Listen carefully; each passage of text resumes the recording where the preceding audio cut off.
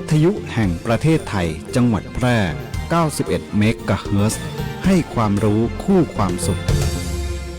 เทศกาลเดินทางจะใกล้หรือไกลความอุ่นใจต้องมาก่อนขึ้นเครื่องลงเรือเดินทางไกลบาดเจ็บกระเป๋าหายบัดต้องวันใจเพราะมีประกันภัยคุ้มครองสบายใจได้ทุกทริปแค่3ชอติดใจสำหรับคุณเช็คชัดชัวร์เช็คกรมธรรม์ประกันภัยการเดินทางให้พร้อมชัดเจนกับเงื่อนไขกรมธรรม์และความคุ้มครองชัวร์ได้เลยหากมีกรมธรรม์ประกันอุบัติเหตุการเดินทางที่พร้อมบริการฉุกเฉิน24ชั่วโมงชัดทุกเช็คชัวร์ทุกทริปสายด่วนคปภ1186คปภคุ้มครองผู้ทำประกันภัยคุ้มครองคุณ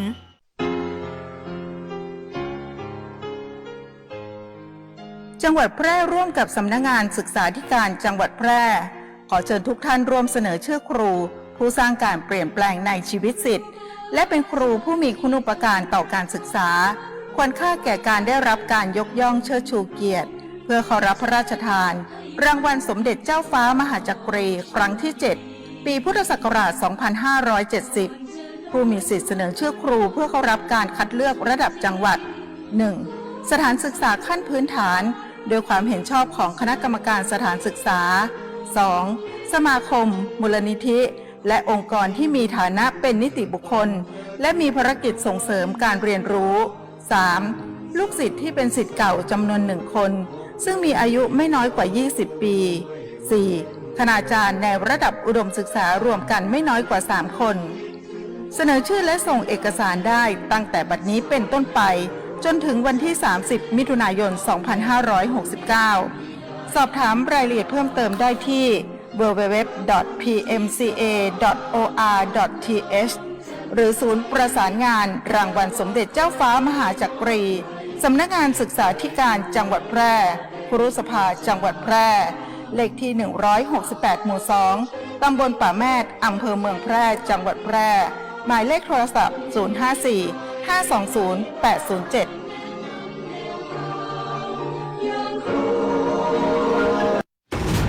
ทุกวันนี้มิจฉาชีพมาในหลายรูปแบบทั้งข้อความ SMS อีเมลหรือแม้แต่บนโซเชียลมีเดียอย่าหลงเชื่ออย่าเผลอกดลิงก์ที่น่าสงสัยเด็ดขาดเพราะอาจทำให้คุณสูญเสียทรัพย์สินได้หากไม่แน่ใจหรือมีข้อสงสัยติดต่อแบงก์ชาติโทร1213แบงก์ชาติห่วงใหญ่เตือนภัยการเงินย้ำอีกครั้งแบงก์ชาติโทร1213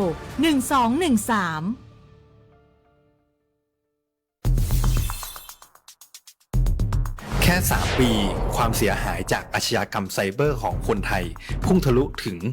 94,000 ล้านบาทหรือเฉลี่ยปีละ 30,000 ล้านบาททุก1ชั่วโมงเราเสียเงินกว่า 3.4 ล้านบาทให้กับมิจฉาชีพออนไลน์โจรไม่เห็นใจคนอาชีพไหนอายุเท่าไหร่สถานะทางการเงินแบบใดหมอพ่อค้านักธุรกิจนักเรียนแม่บ้านข้าราชการเกษียณ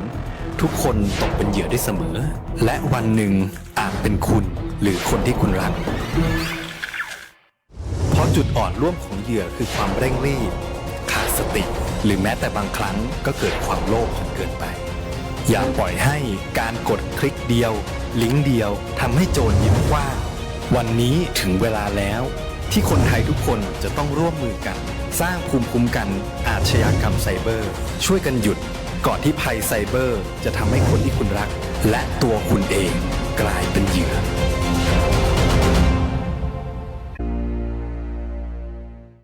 ปัจจุบันการเคลื่อนย้ายแรงงานระหว่างประเทศของไทยเริ่มเปลี่ยนแปลงโดยเฉพาะอย่างยิ่งการเคลื่อนย้ายแรงงานจากประเทศเพื่อนบ้านได้แก่เมียนมาลาวและเวียดนาม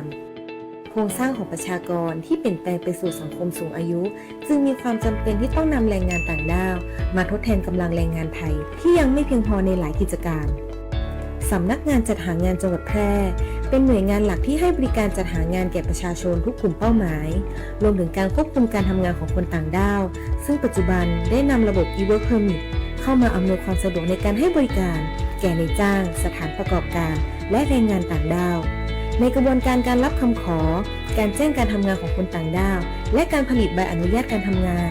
ทั้งนี้สามารถรับชมวิดีทัศน์การให้บริการผ่านระบบ e-work permit ได้ที่เพจ Facebook สำนักงานจัดหางานจังหวัดแพร่หรือสอบถามรายละเอียดเพิ่มเติมผ่านแอปพลิเคชัน LINE Official S435DEAQA หมายเลขโทรศัพท์ 054-511-721 หรือ 054-511-807 และสายด่วนกรมการจัดหางาน 1506 กด 2 สำนักงานจัดหางานจังหวัดแพร่มุ่งให้นายจ้างและแรงงานต่างด้าวได้รับการคุ้มครองตามกฎหมายอย่างเป็นธรรม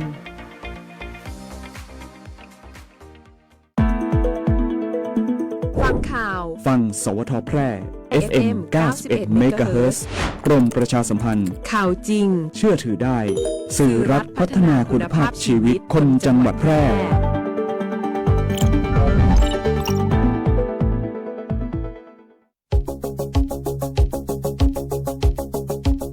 ข่าวสารฉับไวใกล้ตัวบริการทันใจร่วมแรงร่วมใจงานบ้านงานบุญประกวดราคาโปร่งใส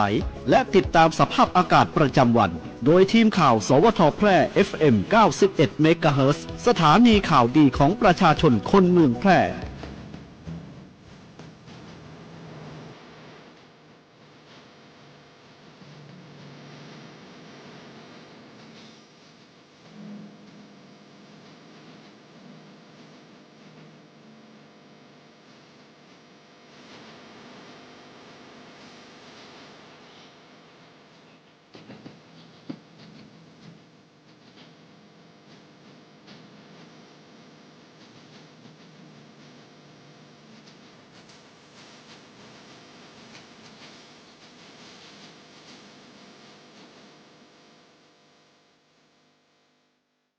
สวัสดีค่ะสถานีวิทยุกระจายเสียงแห่งประเทศไทยจังหวัดแพร่ขอเสนอข่าวท้องถิ่นประจำวันอังคารที่ 23 มิถุนายน พุทธศักราช 2569 โดยมีหัวข้อข่าวดังต่อไปนี้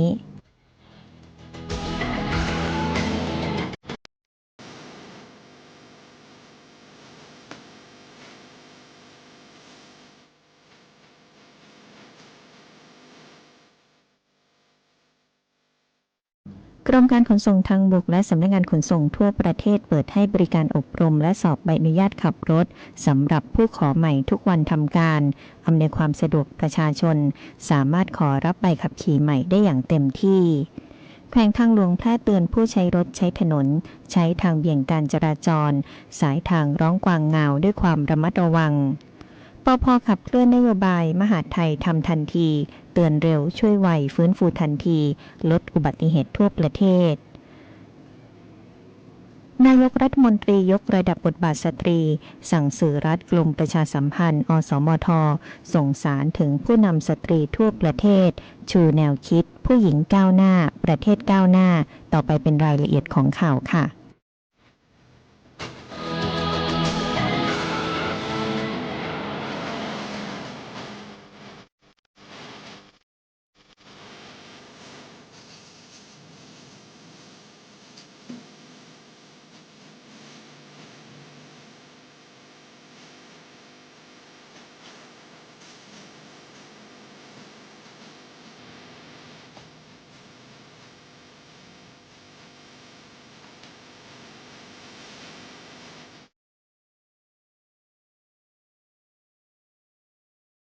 กรมการขนส่งทางบกและสำนักงานขนส่งทั่วประเทศเปิดให้บริการอบรมและสอบใบอนุญาตขับรถสำหรับผู้ขอใหม่ทุกวันทำการจันทร์ถึงศุกร์อำนวยความสะดวกประชาชน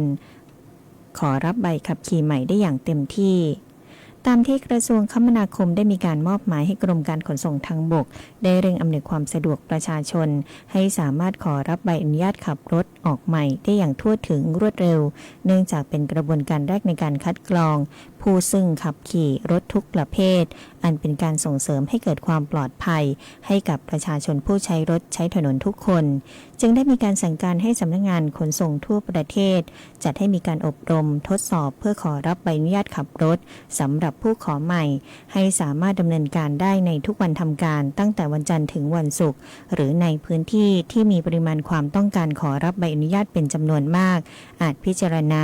ขยายการให้บริการในวันเสาร์วันอาทิตย์เป็นกรณีไปเพื่อเป็นการอำนวยความสะดวกให้กับประชาชนนอกจากนี้ยังกำชับให้สำนักงานขนส่งทั้งส่วนกลางส่วนภูมิภาคบริหารจัดการคิวการดำเนินการด้านใบอนุญาตขับรถอย่างมีประสิทธิภาพและดูแลประชาชนให้ได้รับการบริการที่เป็นไปด้วยความรวดเร็ว ขั้นตอนในการขอรับใบอนุญาตขับรถการขอใหม่จะมีขั้นตอนตั้งแต่การตรวจสอบเอกสารการเข้าอบรม5ชั่วโมงการทดสอบสมรรถภาพการทดสอบข้อเขียนและการทดสอบขับรถและมีค่าธรรมเนียมสำหรับรถยนต์205 บาทและรถจักรยานยนต์105 บาทรวมค่าคำขอประชาชนที่สนใจสามารถติดต่อสอบถามได้ที่สำนักงานขนส่งทั่วประเทศและเตรียมหลักฐาน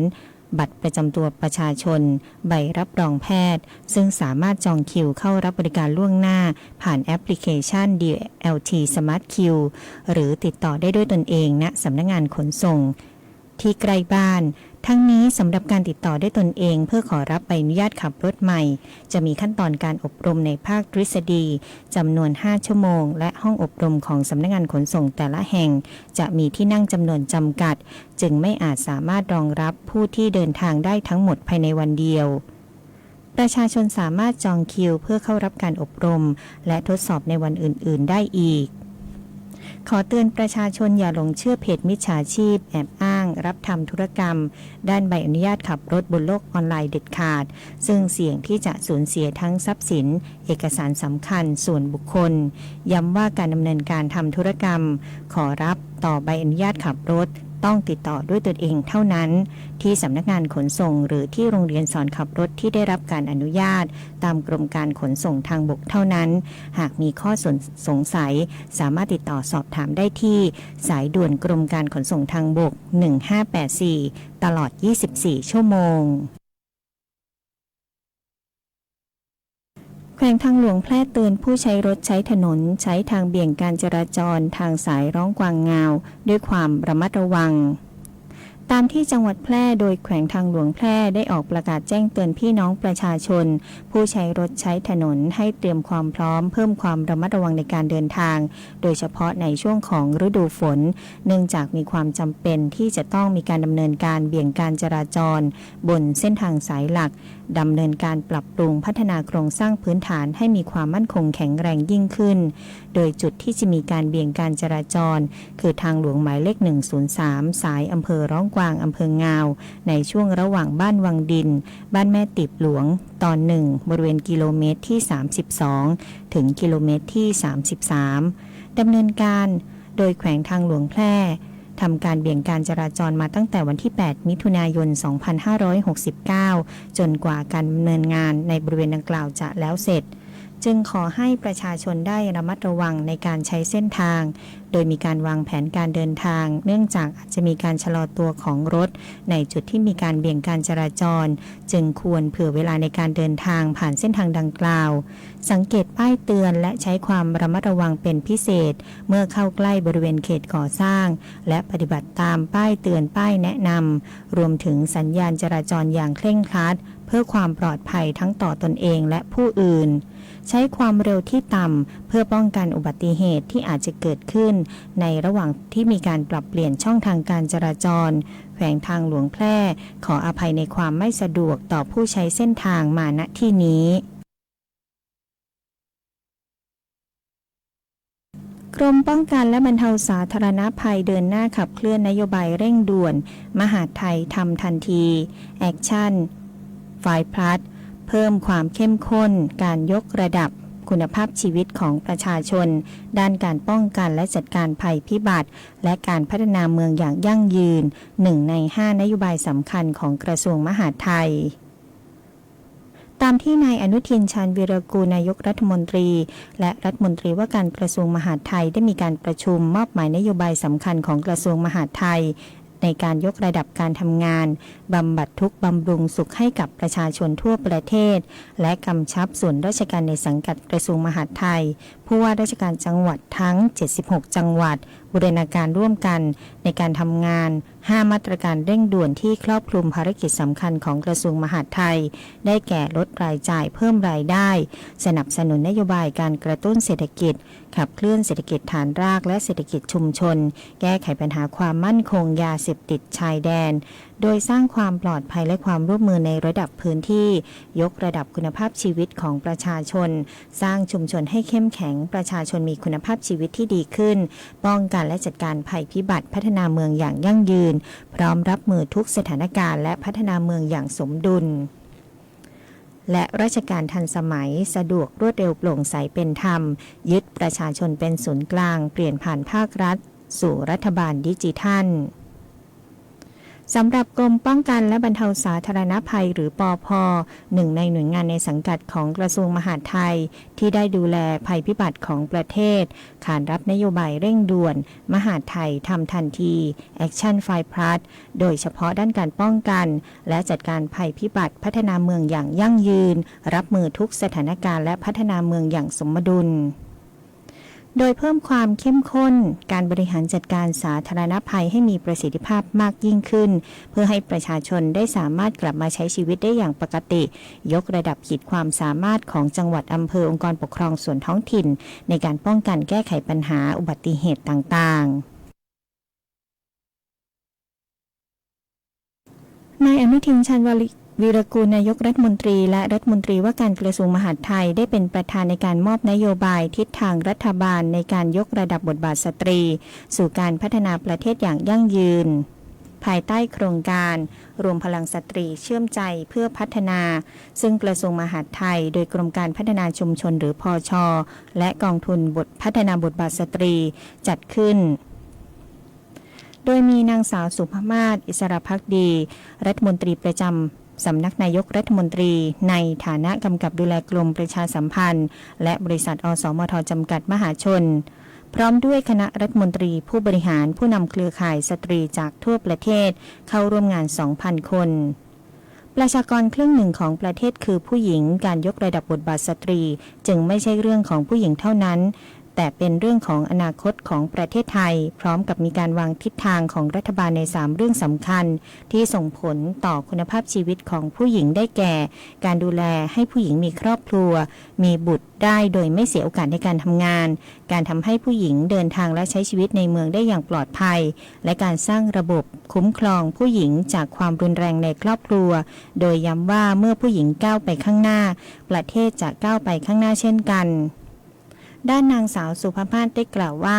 นโยบายที่นายกรัฐมนตรีมอบในวันนี้ได้สะท้อนให้เห็นถึงรัฐบาลได้มองบทบาทสตรีเป็นพลังสำคัญของประเทศทั้งในมิติครอบครัวเศรษฐกิจชุมชนและความเป็นผู้นำโดยเฉพาะผู้นำสตรีในระดับพื้นที่จะเป็นกลไกสำคัญในการเชื่อมต่อนโยบายของรัฐไปสู่ประชาชนและสร้างความเข้มแข็งให้กับเศรษฐกิจฐานรากอย่างเป็นรูปธรรมในฐานะที่เป็นรัฐมนตรี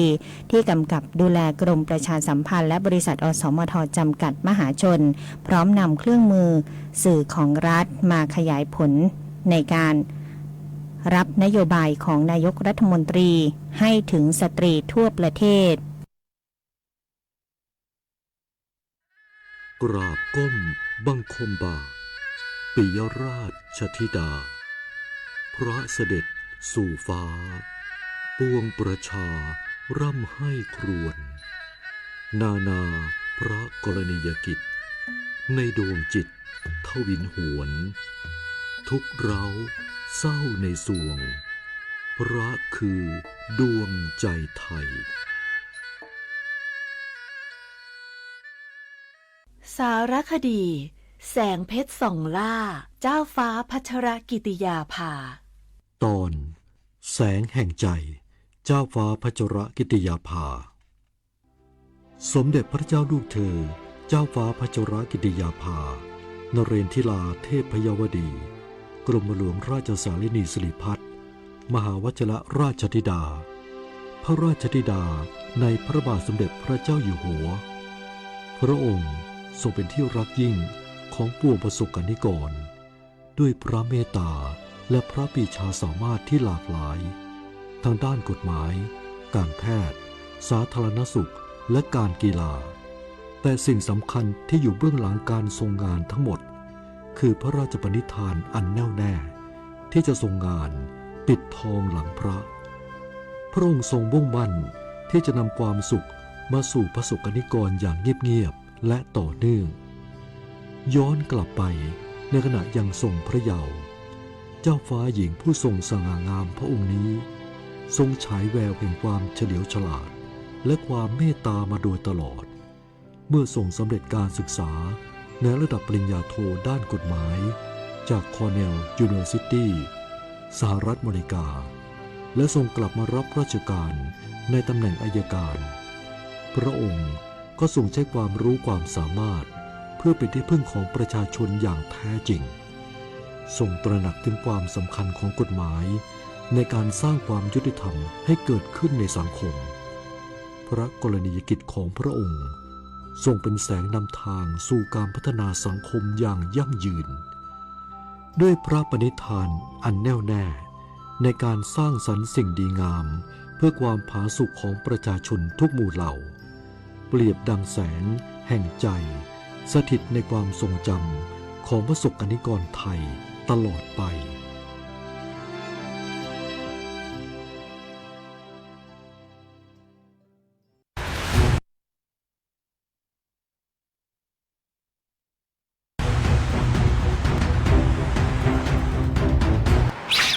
สะพานลอยไหมนั่นน่ะ อะไรกันป้าผมอะน้องๆอยู่เซนโบยนะนั่นน่ะมันรถเก๋งวัตถุที่มันหนักนี่นะมันมีพลังงานมากกว่าวัตถุที่เบากว่าเองน่ะเบากว่ารู้จักไหมไอน์สไตน์อะโอ้ไอน์สไตน์ส่วนผมเอาสบายไม่มีข้ามทางนี้สบายกว่าตั้งเยอะสงสัยอยากโดนชนอย่าคิดว่าแค่นี้เองไม่เป็นไรหรอกอย่ามองข้ามความปลอดภัยแล้วป้ารู้ได้ยังไงเนี่ยอ่ะนั่นไง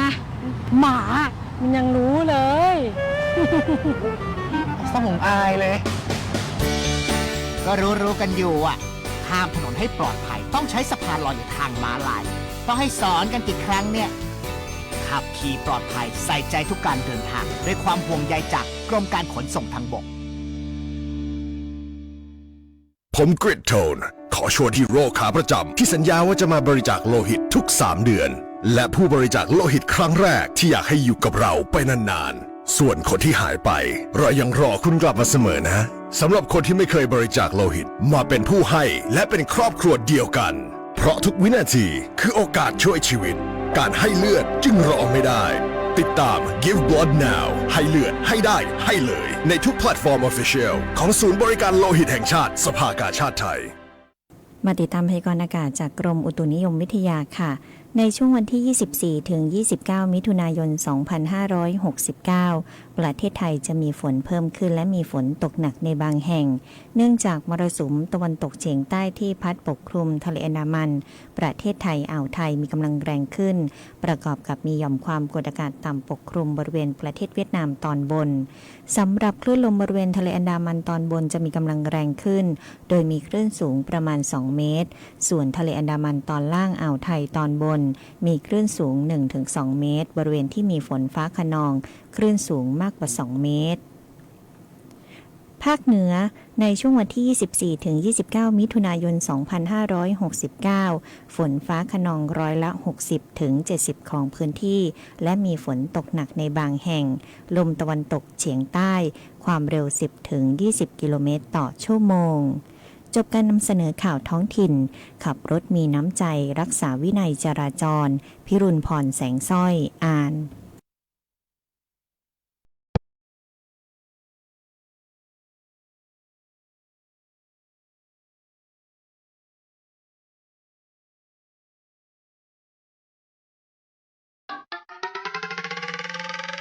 มีที่ดินเป็นกรรมสิทธิ์ของตนเองไม่เป็นปัญหา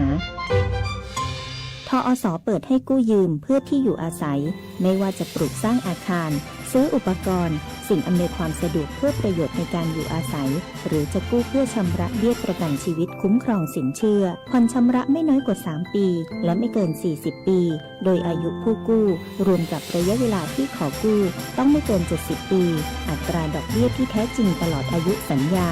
สินเชื่อปลูกสร้างที่อยู่อาศัยบนที่ดินของตนเองสินเชื่อสำหรับลูกค้าปลูกสร้างที่อยู่อาศัยบนที่ดินที่เป็นกรรมสิทธิ์ของตนเองสนใจแอดไลน์ GHB Buddy ทอส.แพร่โทร 0546214490-5 หรือสอบถามเพิ่มเติมธนาคารอาคารสงเคราะห์ใกล้บ้าน